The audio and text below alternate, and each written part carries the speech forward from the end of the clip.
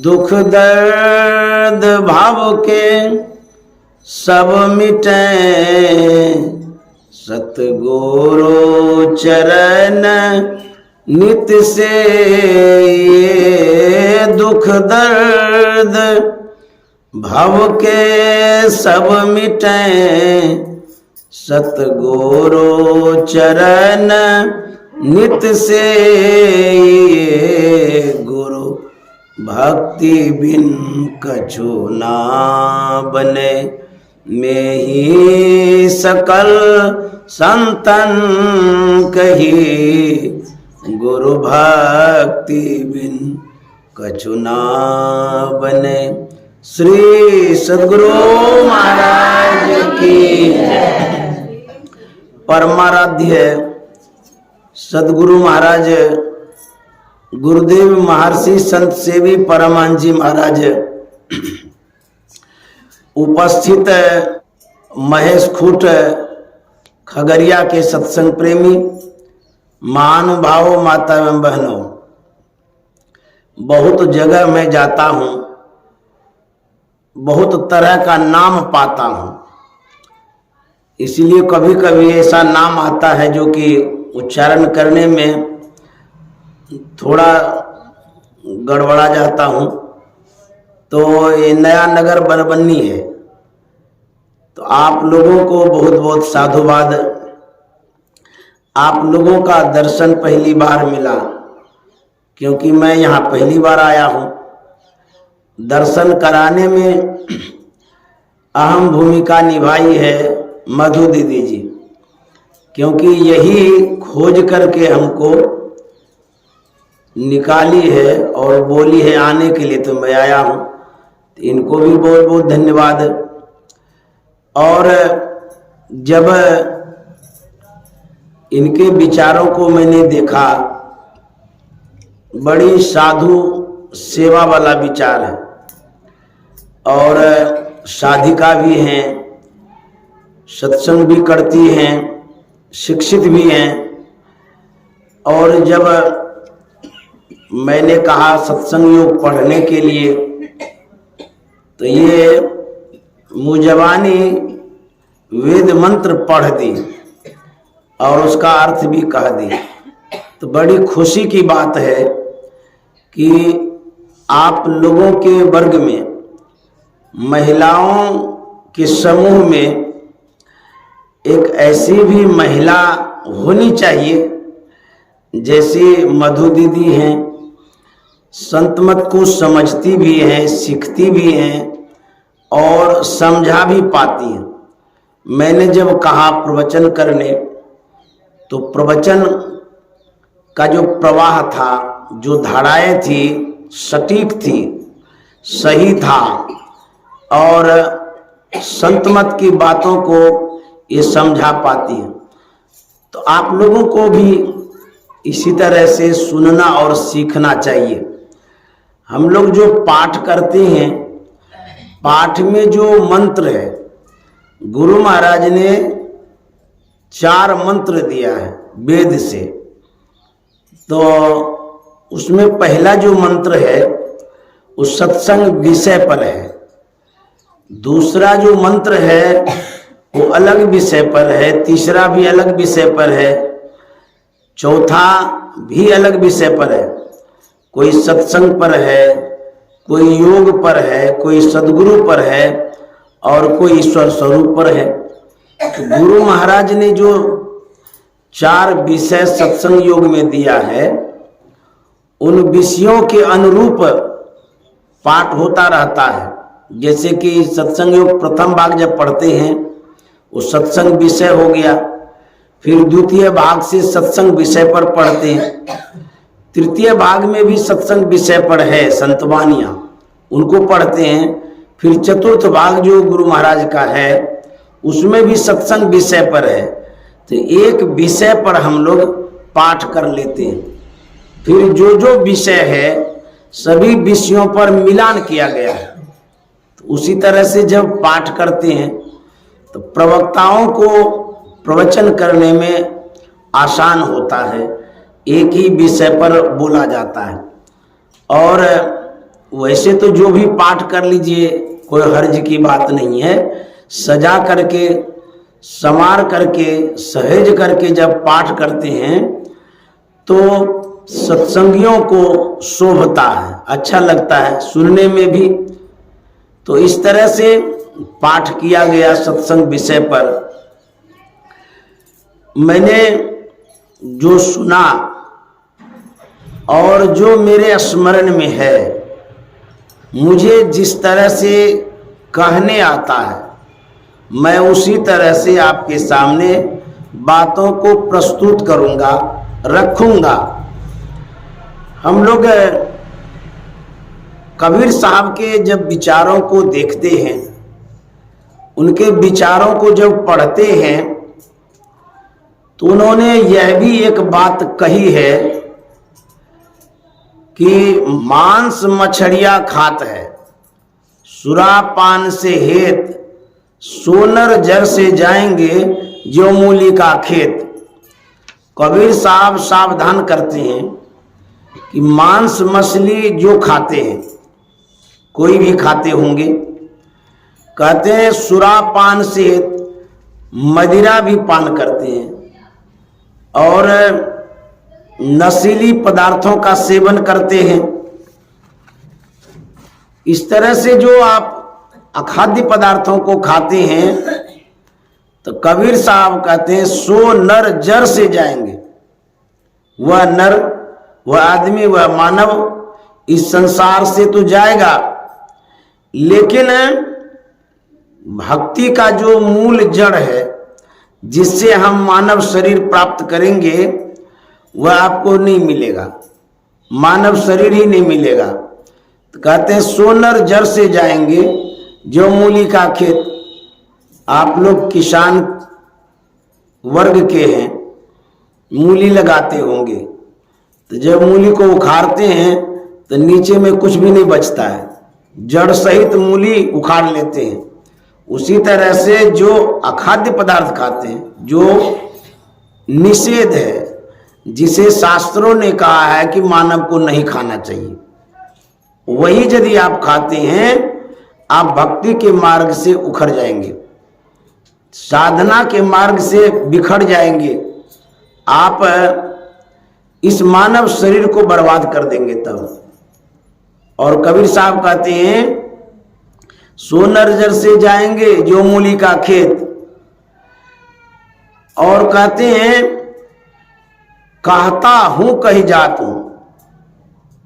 कबीर साहब कहते हैं यह कुकर को खान है। किसके लिए ये बनाया गया है? मांस मछली ये सब किन के लिए है? यह आहार है कुत्तों का, हिंसक प्राणियों का।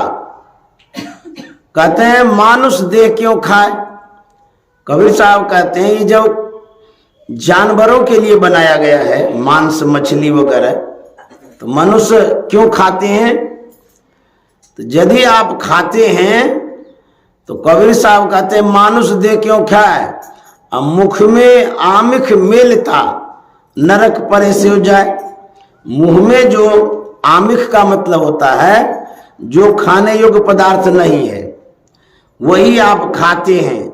तो मनुष्य शरीर पाकर के अपने मुंह में अखाद्य पदार्थों को डालते हैं, कदर नरक जाना पड़ेगा, नरक परे से हो जाए। और एक बानी कबीर साहब कहते हैं कहता हूं कही जात हूं, मैं कह रहा हूं और कह करके जा रहा हूं। तो कबीर साहब तो चले गए हैं, हम लोगों को कह के गए हैं क्या? कहता हूं कही जात हूं, कहा जो मन हमार। यदि मेरी बातों को आप मानते हैं तो कबीर साहब कहते हैं जाका घर तू काटियों सो फिर काट तोहार। यदि मेरी बात मानते हैं, बकरे को काटते हैं, बकरी को काटते हैं, मुर्गा को काटते हैं, भैंसा को काटते हैं, गाय को काटते हैं, तो जिसका तुम गला काटते हो, जन्म जब होगा वही भैंसा बकरा बकरी सब तुम्हारे गला को काटेगा, एक दिन रेतेगा। तो कबीर साहब जो कह रहे हैं उस पर हम लोगों को ध्यान देना चाहिए। लेकिन टीवी में, दूरदर्शन में हम लोग देखते हैं, उसमें विज्ञापन आता है, प्रचार आता है, क्या संडे हो या मंडे रोज खाइए अंडे। अब मुझे तो जो प्रचार करता है, जो दर्शक है, जो देखता है, उसके मन पर प्रभाव पड़ता है कि टीवी में जो कह रहा है वो करना चाहिए। तो दिखाया तो इसलिए जाता है, उसका अनुकरण करेंगे। तो लोग रोज अंडा खाता है, सब तो नहीं खाता लेकिन कुछ लोग खाते हैं। तो यदि आप अंडा खाएंगे, मांस मछली खाएंगे, इससे आपकी क्षति होगी, हानि होगी। एक तो धर्म के मार्ग से उखड़ जाएंगे, भक्ति के रास्ते से हट जाएंगे, और क्या होगा, आपके स्वास्थ्य पर बुरा असर पड़ेगा, गलत असर पड़ेगा। अंडा खाने से परेशानी होगी शरीर में। आहार तो बहुत कुछ है। कबीर साहब ने कहा, खुश खाना है खिचड़ी, माही परा टुकलौन, मांस पराया खाए कर गला कटावे कौन। अरे खाने के लिए तो बहुत कुछ है, फल है, फूल है, साग है, सब्जी है। शाकाहारी आहार मानव के लिए है और मांसाहारी आहार जानवर के लिए है। हम लोग मानव हैं, जानवर नहीं है। तो मानव का जो भोजन होना चाहिए वही ग्रहण करें। संत महात्मा जो भोजन करते हैं वो मानव वाला करते हैं, वही सिखाते हैं हम लोगों को खाने के लिए। इसका प्रभाव पड़ता है हमारे शरीर पर। जैसा खाएंगे अन्न वैसा होगा मन, जैसा होगा संग वैसा होगा ढंग। तो अन्न का प्रभाव पड़ता है। इसीलिए गुरु महाराज ने कहा, मांस मछलिया भोजन त्यागो, सद्गुण खान पान में पागो। मांस मछली जो है यह त्याज्य है, त्याग देना चाहिए, छोड़ देना चाहिए, नहीं खाना चाहिए। इसका प्रभाव मस्तिष्क पर पड़ता है। लोग तर्क देते हैं, मछली में बहुत प्रोटीन है, अंडा में बहुत प्रोटीन है, मांस में बहुत प्रोटीन है। किसी सब में प्रोटीन है और किसी में प्रोटीन नहीं है। डॉक्टर लोग भी सलाह दे देते हैं कि यही चीज खाइए, अब लोगों को मानना पड़ता है। तो प्रोटीन का जो आधार है, प्रोटीन जहां से मिलता है, सिर्फ मांस मछली से ही नहीं मिलता है, बल्कि प्रोटीन का अवलंब आधार यदि लेना चाहते हैं तो दूध में प्रोटीन बहुत है, गेहूं की रोटी में भी है, बादाम में भी है। ऐसे बहुत से आइटम हैं जिसमें कि प्रोटीन होता है। तो उस तरह का आप आहार ग्रहण करिए। संत महात्मा कहते हैं कि आप यदि खाना चाहते हैं, दाल रोटी खाओ, प्रभु के गुण गाओ। दाल में पर्याप्त प्रोटीन है। तो प्रोटीन की क्या आवश्यकता है? हमारा जो बॉडी है, जो शरीर है, इस शरीर की जो बनावट है, जो ढांचा है, संरचना है, इस शरीर में प्रोटीन का भाग है।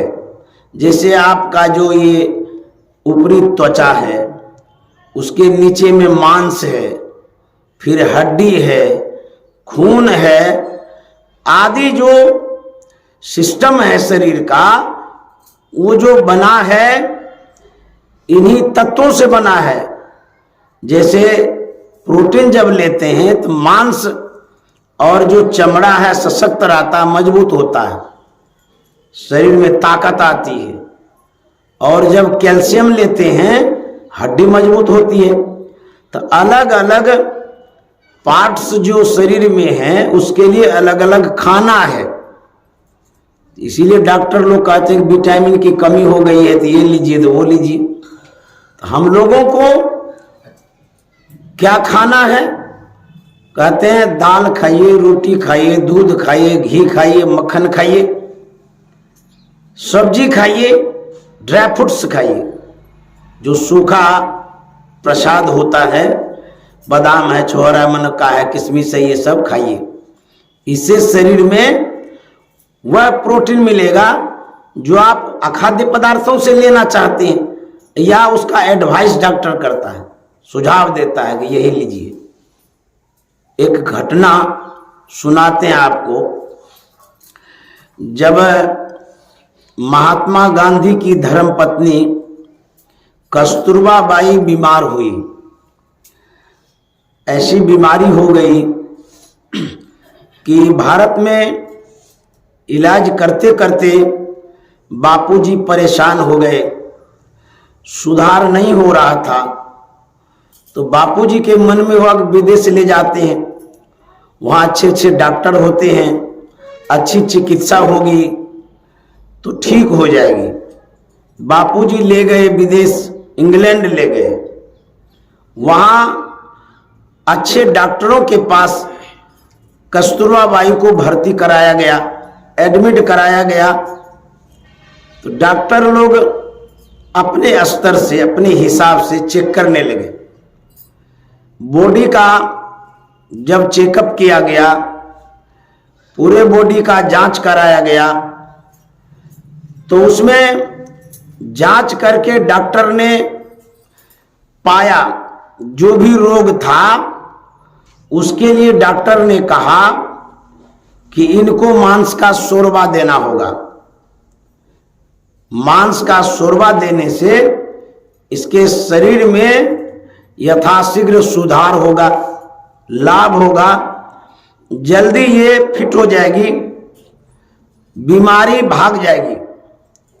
तो बापूजी ने कहा कि डॉक्टर साहब, हम लोग तो शाकाहारी हैं, मांस तो खाते पीते नहीं हैं। जहां तक रही बात स्वास्थ्य सुधार की, तो हमारी पत्नी का जो स्वास्थ्य है उनसे सलाह ले लेते हैं। यदि उसको मांस का शोरबा स्वीकार है तो मुझे कोई हर्ज नहीं है, क्योंकि जिनको हम खिलाएंगे उनकी भी तो स्वीकृति होनी चाहिए, विचार होना चाहिए। तो मैं पूछ लेता हूं, जो वो कहेगी मैं आपको बताता हूं। तो बोले ठीक है, पूछिए। तो महात्मा गांधी गए कस्तूरबा बाई के पास, उनसे कहा कि जो आपके शरीर का जांच किया गया है, जो बीमारी है, उस बीमारी को ठीक होने में मांस का शोरबा लेना पड़ेगा, क्योंकि डॉक्टर ऐसा सुझाव दे रहा है। तो तुम स्वतंत्र हो, मेरे तरफ से कोई प्रेशर नहीं है, तुम्हारी जो इच्छा करे सो कर सकती हो। तुम अपने स्वास्थ्य के लिए जो भी खाना चाहती हो तुम खा सकती हो, तुम्हारा विचार जानना है तुम चाहती क्या हो। तो डॉक्टर को बताएंगे, उस हिसाब से चिकित्सा होगी। कस्तूरबा बाई ने कहा कि यह जो मनुष्य का शरीर है ये बार बार नहीं मिलता है। इस मनुष्य शरीर को पाकर के हम अखाद्य पदार्थों को इसमें डालेंगे, मांस का शोरबा। हम अपने धर्म को भ्रष्ट नहीं करना चाहते हैं। चाहे मैं मर जाऊंगी बीमारी से, लेकिन इस शरीर को भ्रष्ट नहीं करूंगी। जानते हैं, बापूजी ने जाकर के डॉक्टर से कहा कि हमारी धर्मपत्नी कस्तूरबा बाई मांस का शोरबा लेना नहीं चाहती है, क्योंकि हम लोग शाकाहारी हैं। हम लोग जिस संस्कार में पले बढ़े हैं उस संस्कार का जो खान पान है बड़ा सात्विक है, शाकाहारी है, इसीलिए वो लेना नहीं चाहते हैं। दूसरा कोई ऑप्शन हो, दूसरा कोई आधार हो तो आप कहिए। डॉक्टर साहब सुनकर के खिन्न हो गए, गुस्सा आ गया, और डॉक्टर साहब ने कहा जब हमारी ही बात नहीं मानेंगे फिर उसको मेरे पास क्यों लाए हैं, मेरे पास कोई इलाज नहीं, ले जाइए अपना। तो बापूजी ने कस्तूरबा बाई से कहा कि डॉक्टर साहब कह रहे मेरे पास कोई इलाज नहीं है, मैं इंडिया से आया, भारत में इलाज करके परेशान हो गया था। तो मेरे मन में था कि विदेश में अच्छे डॉक्टर हैं, अच्छी चिकित्सा होगी, लेकिन यहाँ के डॉक्टर हार गए। कस्तूरबा बाई ने कहा कि कोई बात नहीं है, यदि ये चिकित्सा नहीं करेंगे तो जितने दिनों की जिंदगी है उतने दिनों तक जी लेंगे, लेकिन सही ढंग से तो जिएंगे। और जो चीज नहीं खाने का वो क्यों खाएंगे? मरना तो एक दिन सबको है, कौन नहीं मरेगा? जो शाकाहारी भोजन करते वो भी मरेगा, जो मांसाहारी करते वो भी मरेगा। लेकिन जो संस्कार है वह संस्कार यदि आप लेकर के जाएंगे तो आपको बेनिफिट होगा, लाभ होगा। कबीर साहब ने कहा है, आए हैं सो जाएंगे। कौन कौन? राजा रंक फकीर। कैसे जाएंगे? एक सिंहासन चढ़ी चले, एक बंधे जात जंजीर। तो कहते हैं जाना तो सबको है, लेकिन अच्छा गुण, अच्छा स्वभाव, अच्छा संस्कार, अच्छा खान पान यदि करेंगे तो आपको अच्छी गति होगी, अच्छे स्थान में जाएंगे, अच्छे ढंग से जाएंगे। तो बापूजी ने कहा, भले इंग्लैंड में इन डॉक्टरों के पास कोई इलाज का साधन नहीं हो, लेकिन चलो हम लोग वहां प्रयास करेंगे। सबसे बड़ा डॉक्टर तो परमात्मा भी होता है, उस पर विश्वास रखेंगे और जो उनकी मौज होगी सो होगी। बापूजी इंडिया ले आए, भारत ले आए। और बापूजी जब विदेश में रहते थे तो वहां पर उन्होंने एक चिकित्सा का ज्ञान प्राप्त किया था, उसको कहते हैं प्राकृतिक चिकित्सा। अभी भारत में जो प्राकृतिक चिकित्सा फैल गया है, बापूजी का देन है। वहीं पर सीखे थे। प्राकृतिक चिकित्सा का मतलब होता है पानी, मिट्टी, सूर्य की रोशनी, हवा, आकाश। ये 5 तत्व है। 5 तत्वों से शरीर बना है। इन्हीं 5 तत्वों से इस शरीर का इलाज होता है। यही है प्राकृतिक चिकित्सा। जो नहीं जानते हैं वो यूट्यूब में सर्च करिएगा तो पता चल जाएगा। तो मैं भी प्राकृतिक चिकित्सा कराता हूं बीच बीच में। तो इससे क्या होता है, खर्चा भी कम होता है और आप घर में रह करके या जहां चिकित्सक है वहां रह करके आसानी से इलाज कर पाते हैं। तो ये प्राकृतिक चिकित्सा बापूजी जानते थे। जब भारत आए तो उसका चिकित्सा करने लगे। करते करते करते जानते हैं ऐसा समय आया जो भयंकर बीमारी थी, इंग्लैंड के डॉक्टर कहे नहीं ठीक हो सकता है, वो प्राकृतिक चिकित्सा से महात्मा गांधी ने ठीक कर दिया। श्री सतगुरु महाराज। और जो आस्था थी कस्तूरबा बाई की, जो भगवान पर विश्वास था, धर्म में जो आस्था थी, इस कारण से धर्म का भी सहयोग हुआ और जो चिकित्सा महात्मा गांधी ने किया उसका भी सहयोग हुआ। उसी तरह से अपने धर्म से गिरना नहीं चाहिए, हटना नहीं चाहिए। जो मानव का धर्म है, जो मानव का आहार है, वही ग्रहण करना चाहिए। यदि आप इस तरह से ग्रहण करते हैं तो धर्म भी बचता है, और यदि धर्म बचता है पुनः मनुष्य का शरीर मिलेगा, फिर भगवत भजन करेंगे, मोक्ष और मुक्ति को प्राप्त करेंगे। इसीलिए गुरु महाराज ने कहा, खान पान को प्रथम संभालो। जब हम गीता पर ध्यान देते हैं, गीता के ज्ञान को जब हम सुनते हैं, भगवान कृष्ण के वाक्य पर जब विचार करते हैं, गीता के 6ठे अध्याय में श्लोक नंबर 17 है, उसमें एक शब्द है, एक संस्कृत में है, युक्ताहार विहारस्य युक्त चेष्टस्य कर्मसु युक्त स्वप्नावबोधस्य योगो भवति दुःखः। इसका मतलब क्या हुआ? युक्ताहार विहारस्य, युक्त का मतलब होता है संयमित, संतुलित, नपातुला।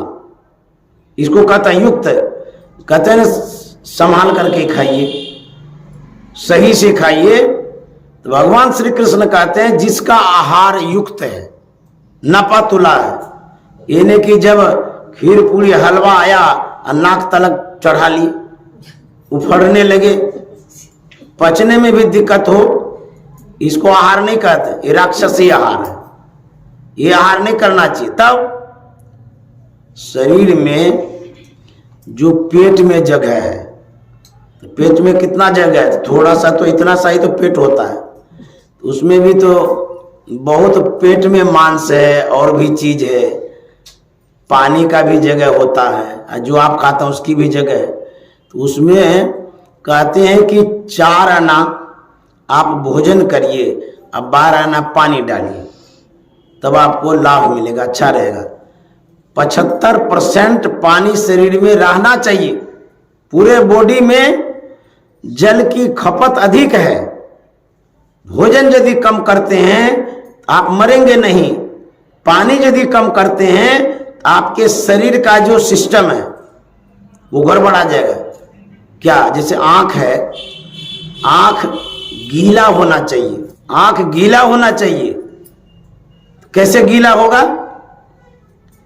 आंख में पानी जब आएगा तभी ना गीला होगा, तो पानी पीजिएगा तब ना आंख गीली रहेगी। और जिसकी आंखें सूख जाती है उसको आंख की बीमारी हो जाती है। क्या, आंख तो घूमती रहती है, देखने का काम करती है, तो घूमती है लिक्विड के कारण, पानी के कारण, तरलता के कारण। पानी ही नहीं रहेगी तो आंख ड्राई हो जाएगी, सूख जाएगी, उसी को आंख की बीमारी होती है, रतवंधी हो जाता है, सूझने कम लगता है, फिर माथा का दर्द बढ़ जाता है। आंख को पानी चाहिए। नाक में नेटा होता है ना, यदि वो सूख जाए तो बड़ा मुश्किल होगा। वो लिक्विड जब होता है तो निकलता है सही ढंग से। तो नाक में जो पदार्थ है उसको निकलने के लिए पानी चाहिए। आंख में जो कैंची है उसको निकलने के लिए पानी चाहिए। और कैंची सूख जाएगी, आप ऐसा परत वहां हो जाएगा जैसे खेत में पपड़ी नहीं होता है। आप अनाज बोए हैं, बीज बोए हैं, और यदि बरसात में पपड़ी हो गया, मकई का अंकुरन होवे न करेगा, तो तब क्या होगा? भीतरे में बीज सड़ जाएगा। उसी तरह से आंख में जो कैंची है उसकी सफाई करिए, उसको गीला रखिए, उसके बाद फिर आंख ठीक रहेगा। तो आंख में जो सूखता है, क्या सूखता? गंदगी है ना आंख में, कैंची है और भी चीज है, वो सूखने के कारण आंख की बीमारी हो जाती है। तो गीला करने के लिए उसमें पानी चाहिए। आंख को गीला करने के लिए पानी चाहिए, नाक को गीला रखने के लिए पानी चाहिए, मुंह को गीला रखने के लिए पानी चाहिए। जिसके शरीर में पानी की कमी हो जाती है, जठराग्नि बहुत तीव्र हो जाती है, बहुत गर्म हो जाता है पेट उसका, तो पानी सूख जाता है, तो मुंह भी सूखता है, गला भी सूखने लगता है, प्यास लगती है, बीमारी हो जाती है।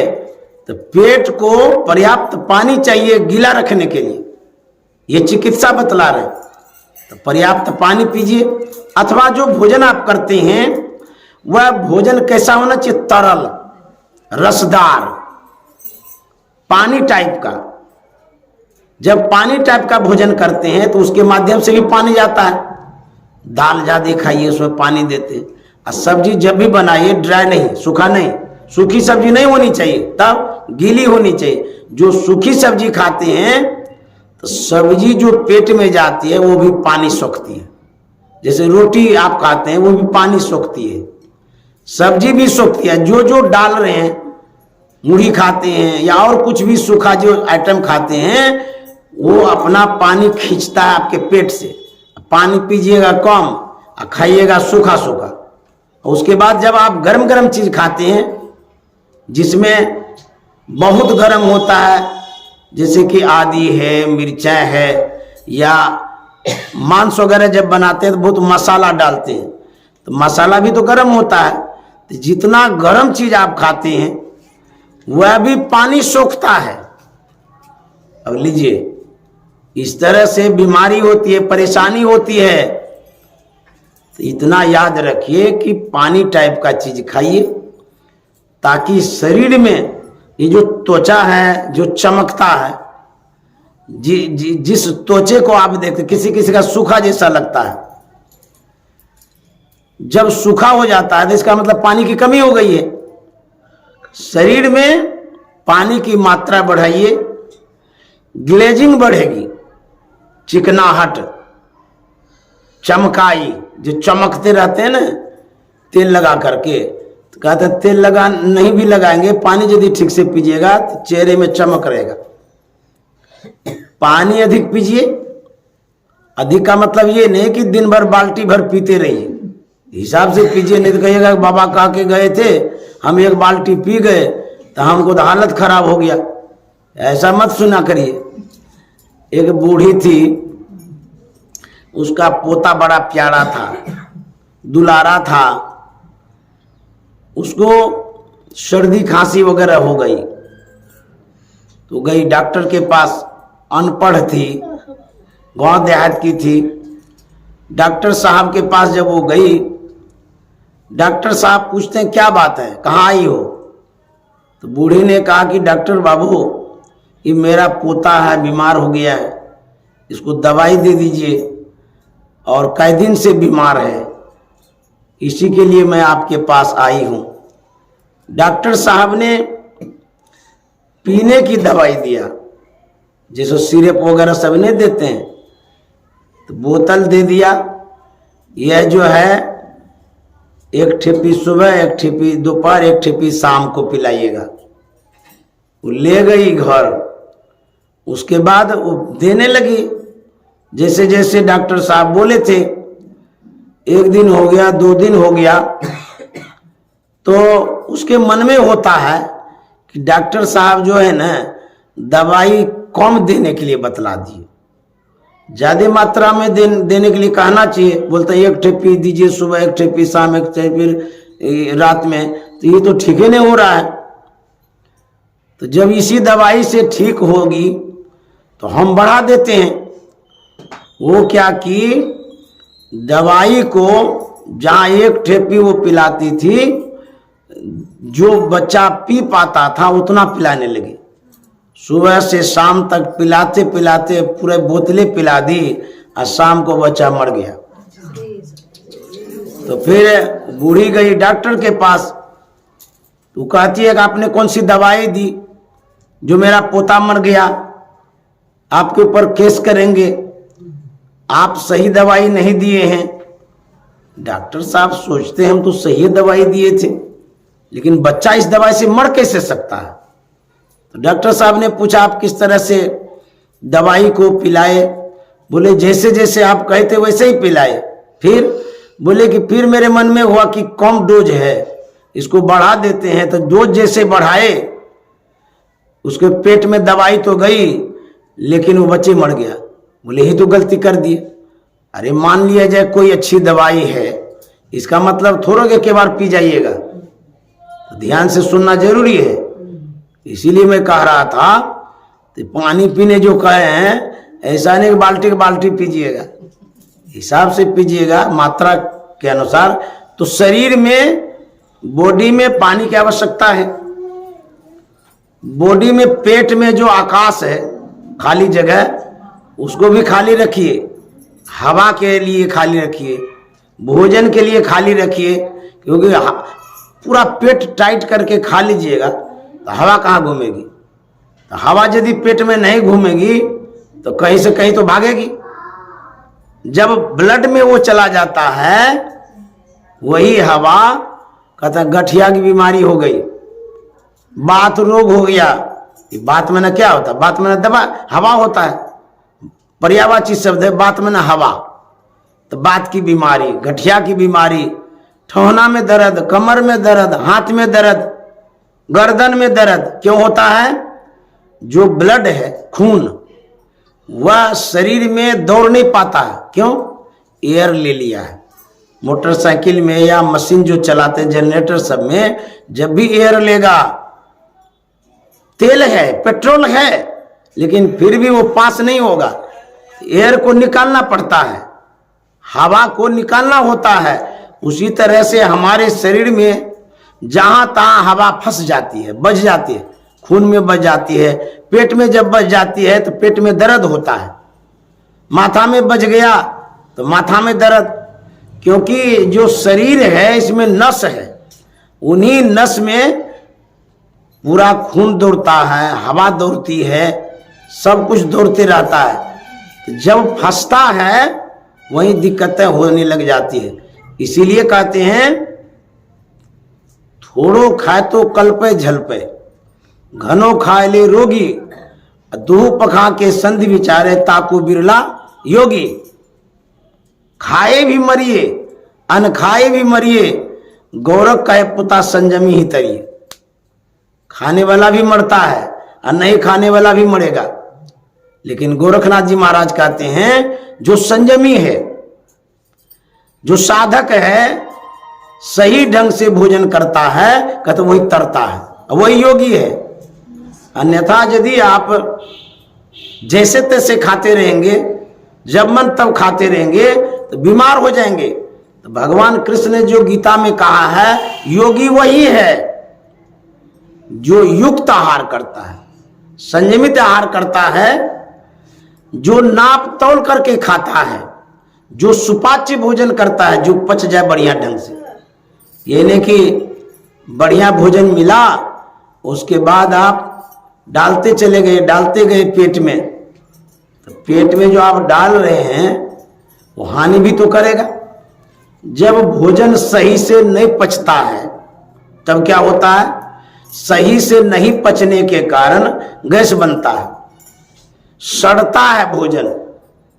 सड़ने के बाद क्या होता है, आप किसान हैं, मकई का खेत जब काटते हैं तो टाल लगाते हैं। मैं भी किसान का बच्चा हूं, मैं कहीं विदेश से नहीं आया हूं, मैं भी आपके बगले में रहने वाला हूं, और मेरा ननिहाल यहीं खगड़िया में पड़ता है, कोयला में, तो मैं उस पार का हूं। मधेपुरा जिला पड़ता है, खापुर गांव है मेरा, तो इसीलिए आप लोगों के बगले के हैं, समझे। तो टाल जब लगाते हैं मकई का, तो कहीं वर्षा हो गई, कई एक दिन तक जब छोड़ देते हैं तो उसको जब हटाते हैं बोझा को, तो देखिएगा धुआं निकलता है, गैस निकलता है, गरम गरम लगता है। उसी तरह से हमारे शरीर में जो भोजन जाता है, सही से नहीं पचता है और निकल नहीं पाता है, तब वो हानि पहुंचाता है। तो जो भोजन आप करते हैं उसका निकलना बहुत जरूरी है, टॉयलेट के द्वारा उसका प्रयास करिए, कब्जियत नहीं होनी चाहिए। यदि भोजन ड्राई हो जाता है, सूख जाता है, तब हालत खराब हो जाता है। पैखाना जब सूखता है उसको कॉन्स्टिपेशन कहते हैं, समझ गए।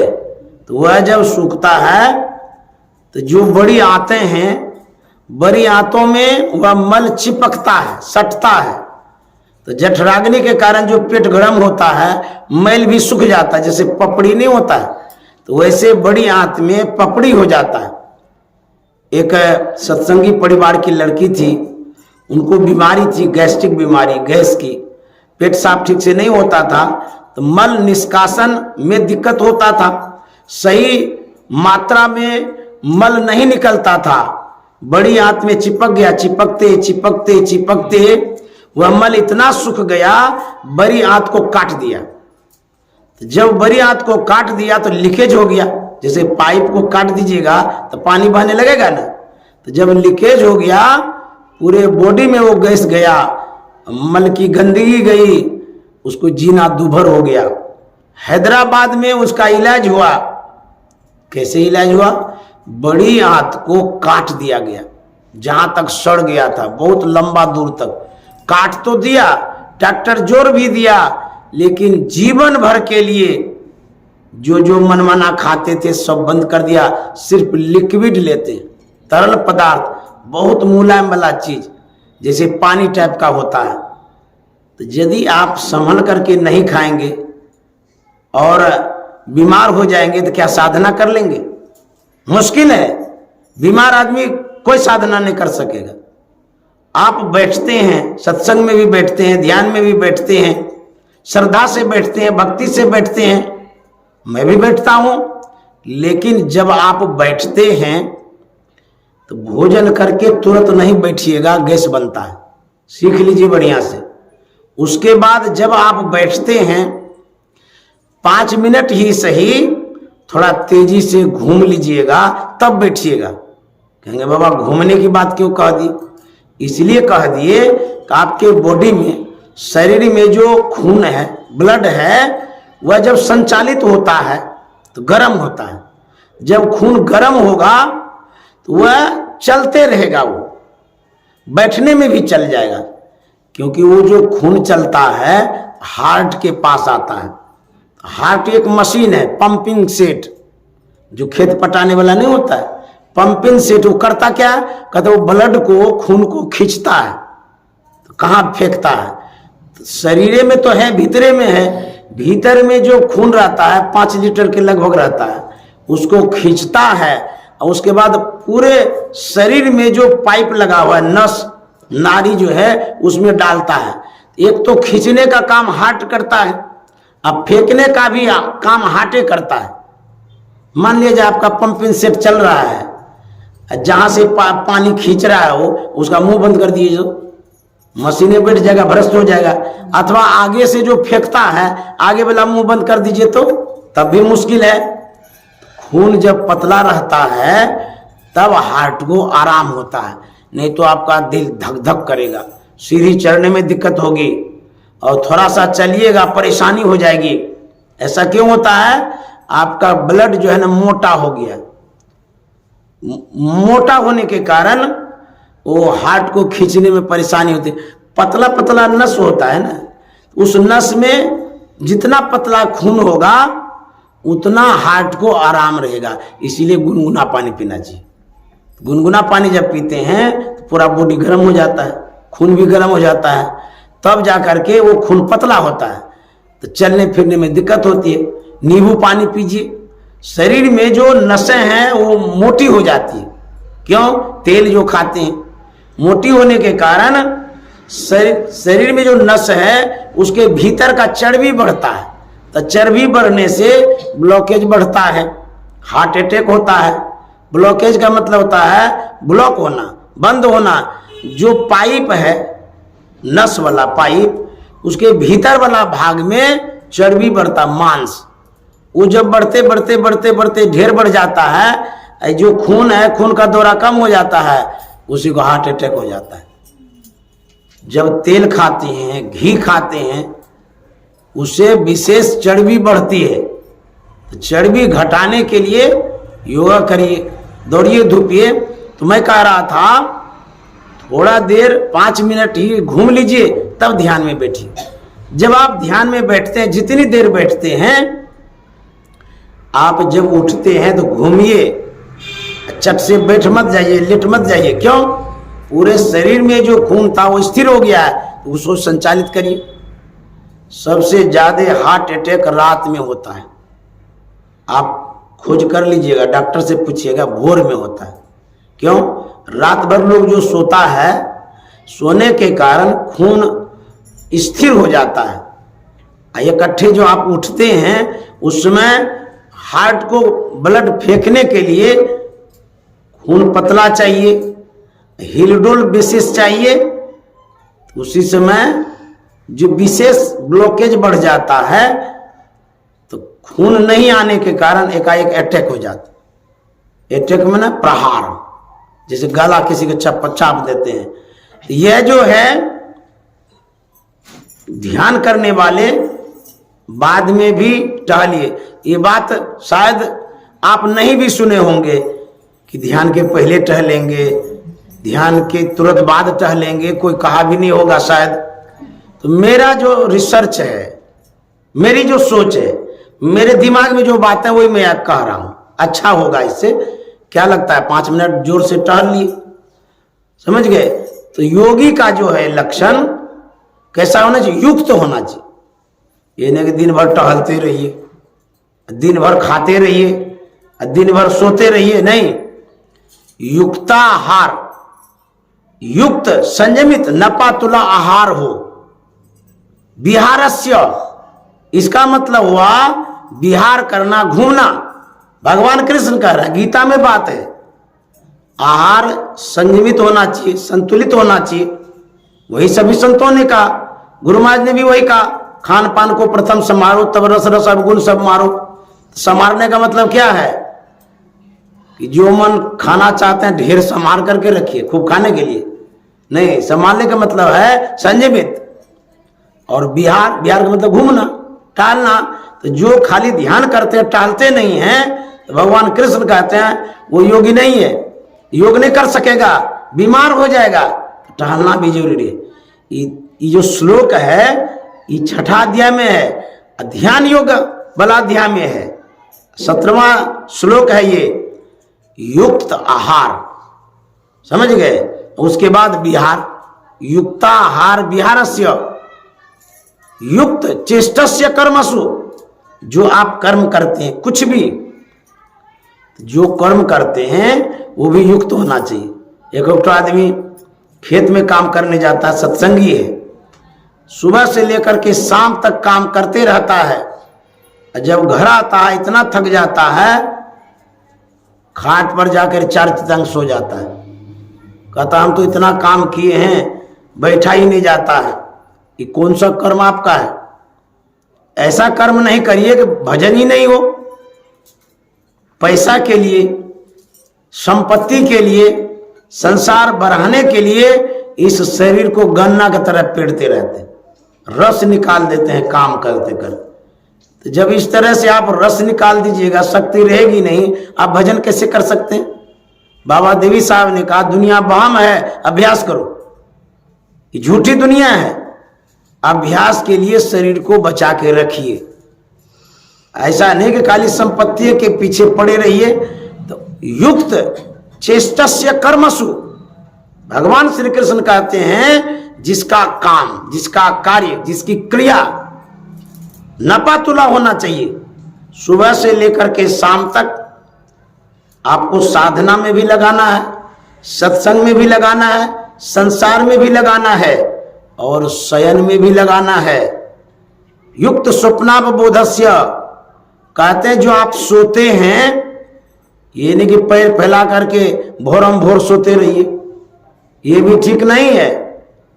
तब समय पर सोइए, सब काम धंधा कर करके जल्दी सो जाइएगा तो नींद पूरी हो जाएगी, तो भोर में जगिएगा, तब जा करके ध्यान होगा। तो योगी का ये लक्षण है। तो योगी कौन है?